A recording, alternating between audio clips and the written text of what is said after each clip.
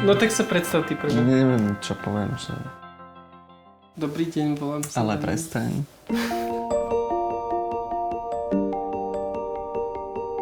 My sme taká láska korony, by som to nazval, lebo naozaj, že sme sa spoznali, to bolo v novembri. A ja som potom ešte mal dokonca odísť do zahraničia pracovať, tak sme nevedeli, že či to vyjde, či to nevyjde. Vlastne keď som sa potom vrátil na Slovensko kvôli korone, keď som bol tu v karanténe, Dani býval u seba, tak mi chodil každý deň pod balkón a ma pozerať, tak sme to mali takú akože peknú story, že karanténa. No a vlastne odtedy sme spolu. Ja som bol vyautovaný na vysokej škole a keď som nastúpil do svojej prvej práce, tak som išiel späť do klozetu a to som mal priateľa a to presne vznikali také tie situácie, že sa ti niekto spýta, že no tak čo ste robili cez víkend, alebo čo si robil cez víkend a ja som teraz hľadal akože vetné konštrukcie bez osobných zámen, aby som nemusel teda akože povedať, že som bol akože s priateľom v kine.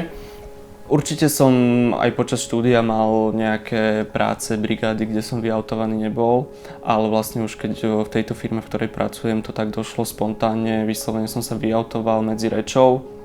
Klasická otázka, že aký som mal víkend, tak som povedal, že s partnerom sme boli tam a tam, to a to sme zažili. My sme mali vtedy akože takých kolegov, takú skupinu kolegov, to boli takí mačo chlapí, akože a oni mali aj taký slovník a pred nimi som sa tak akože veľmi bál, že vyautovať a najvtipnejšie bolo, že vlastne nakoniec jeden z nich mňa konfrontoval vyslovene s otázkou, že tak čo, si gay alebo nie?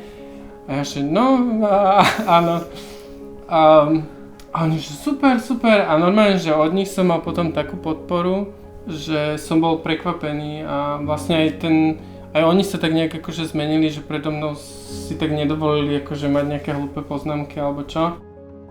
Ja si osobne myslím, že najlepšia tá cesta, a dnes je to už možné, je tá prirodzená cesta. Že tak ako hetero ľudia sa nedeklarujú, že sú hetero, ale vyplynie to z toho, že rozprávajú, že majú manželku, že majú deti, tak ako keby najlepšia forma toho predstavovania, že to vyplynie, že bol som so svojím priateľom na dovolenke, alebo cez víkend som robil s mojím priateľom toto.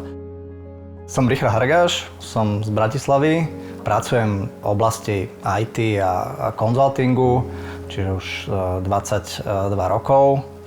A niekoľko rokov dozadu, v podstate motivovaný mojou firmou, som sa začal venovať aj téme inklúzie a diverzity v oblasti LGBTI. Najprv vo firme, ale samozrejme tá téma má presah aj mimo firmy, pretože nemôžeme žiť na nejakom ostrove len. Viem si predstaviť, že pre niekoho môže byť problém akože sa vyautovať na tom pracovisku, keď tá firma ako keby nedeklaruje, že to je OK.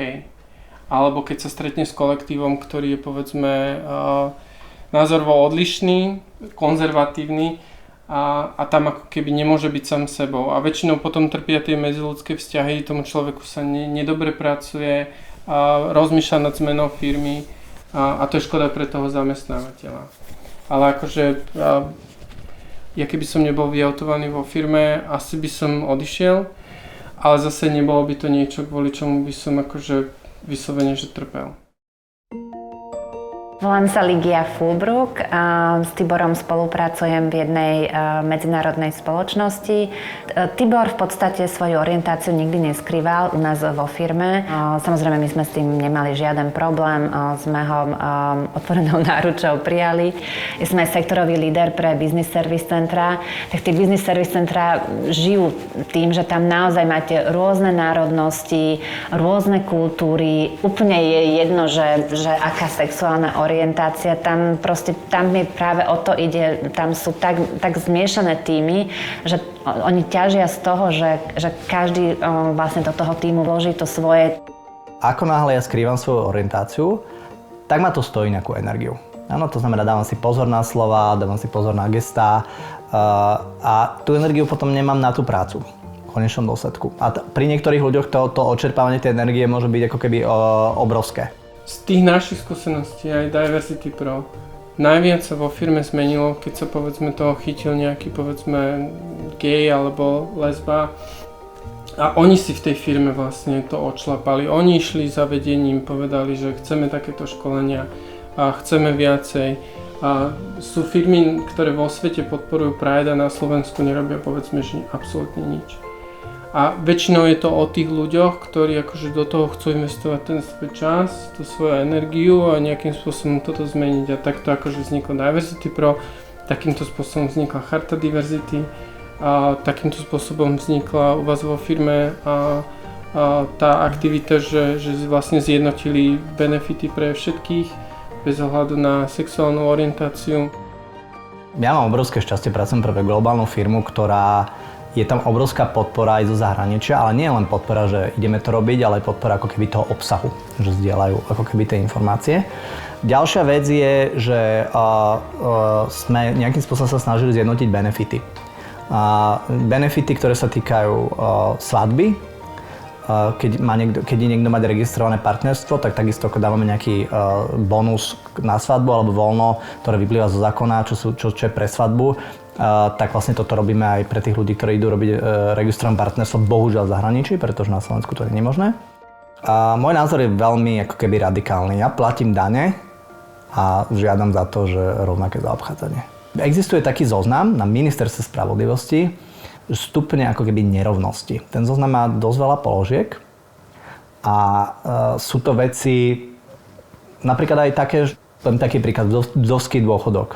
Veľa tých vecí, čo nám vždy povedia, že ošetrite si to u notára, sa nedá ošetriť.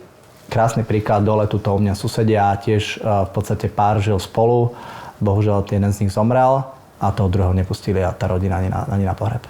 Áno, toto sú veci, ktoré proste nevyriešite u notára. A takýchto životných situácií nie každý má takú prajnú rodinu ako ja. Proste potrebujeme, myslím si, že zaslúžime takú istú ochranu ako iní ľudia v tomto štáte.